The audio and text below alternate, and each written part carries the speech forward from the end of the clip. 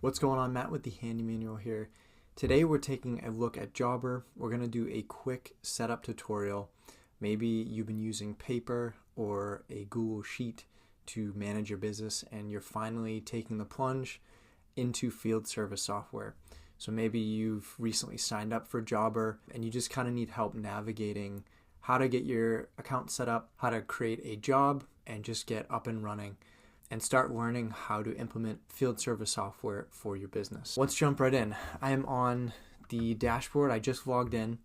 So this is what you'll be presented with.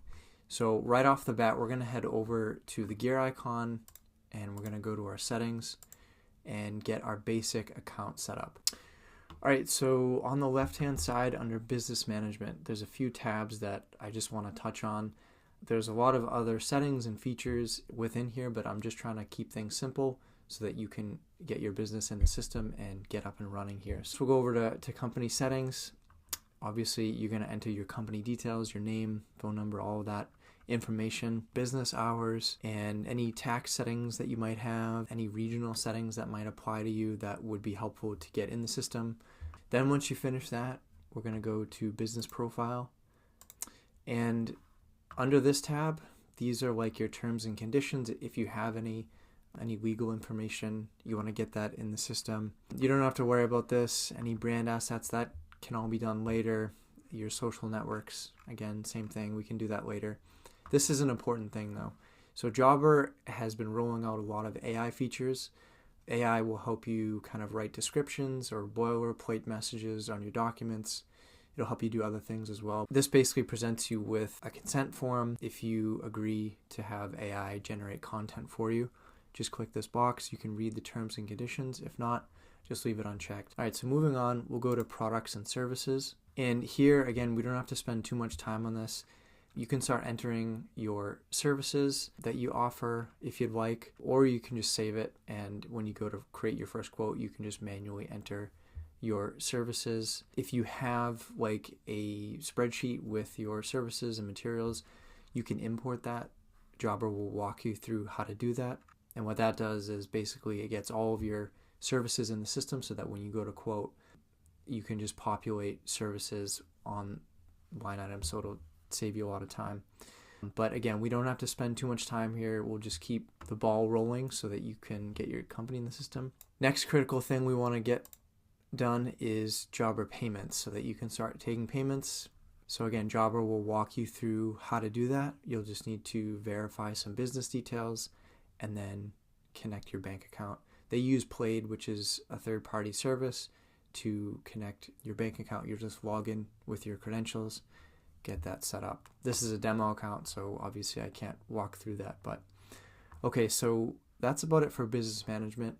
Next, we want to get our team in the system. So under team organization, we'll go to manage team. And depending on how many people are on your team, we'll just add a user for each team member.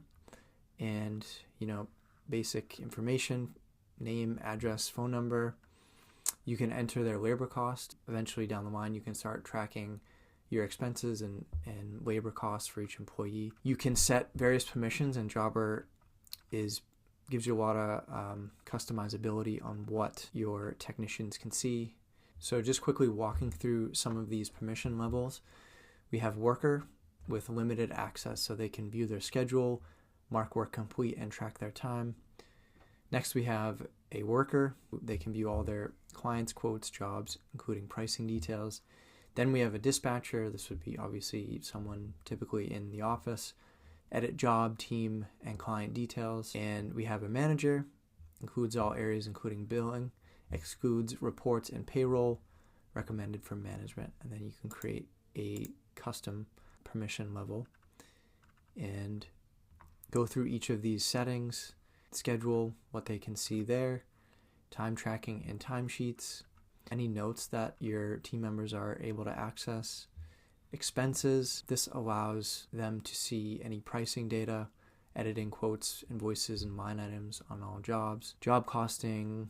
If just to keep things simple, I would just start with the first permission levels, schedule, time tracking, notes. and then you can kind of add these as you go. And again, there are a lot of options, so you have a lot of control over who sees what in your business. All right, moving on, let's go to work settings. And here I just want to focus on jobs and invoices. So you can set a default arrival window. Typically for me, I like to have a 2-hour arrival window with my handyman business. I find that's kind of a sweet spot, but totally up to you, whatever works. And then moving down to invoices, you want to set your payment terms and invoicing details when payments are due. So that's all set for work settings. Let's go to schedule. And you want to set your business hours. You do that here, company settings. And we already set our availability. You would have done that under the company settings up here. So that's good. Now, if you like to work off of Google Calendar or iCal, you can set those up by clicking this. And this will create a one-way sync to iCal or Google Calendar from your Jobber calendar. Okay, so those are the basic settings. Next, I want to walk you through creating a customer. So let's go over to the leftmost navigation pane. We'll click Create and Client. Now, if you have a client list in a spreadsheet, you can upload that. Jobber will walk you through. There'll be some formatting that needs to be done to make sure that it imports correctly, but again, just keeping things simple. We'll walk through a basic how to add your first customer here. So there's a few fields. Obviously the main ones are, the name, phone number, email. You can add a lead source, which is huge if you want to start tracking where your clients came from to kind of double down on certain marketing efforts and whatnot. And then you can add custom fields and any property details that might be important. You can enter other contacts that manage this property as well. And you can enter multiple properties under one client profile. So we'll go ahead and create our customer. And this is a homeowner, not a company. So we'll say they came from Google search. We'll enter their address.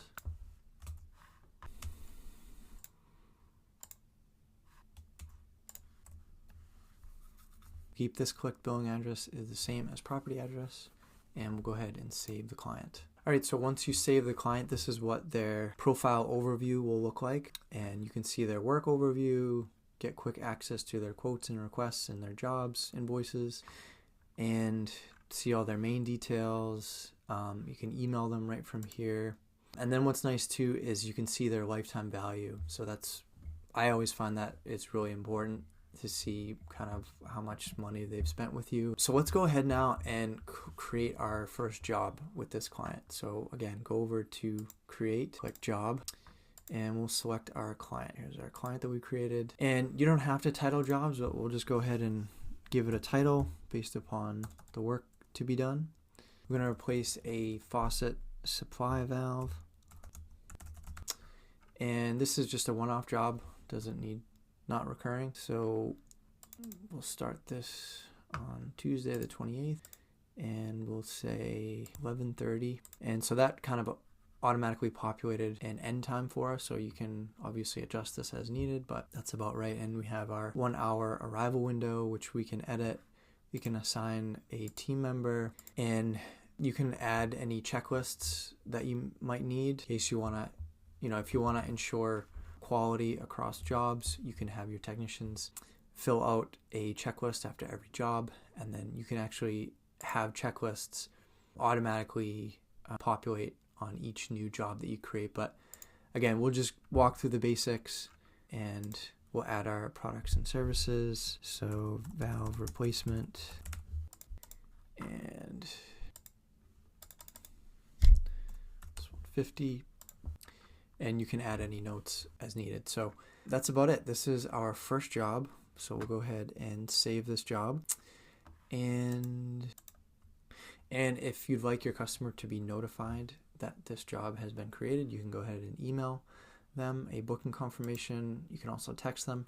But we'll just go to our schedule, and boom, there it is on the schedule. And then you can edit various details right from this job card, and you're good to go. So your techs in the field will then be able to see this and then start navigating to the job, do the job, and invoice and get paid. So that is about it. That's what I wanted to walk you through today, just the basic setup and how to get your first job in the system so that you can start utilizing field service software and make it work for your business. So I hope that wasn't too complicated to set up and that you can really hit the ground running utilizing Jobber and make it work for your business, make it stick.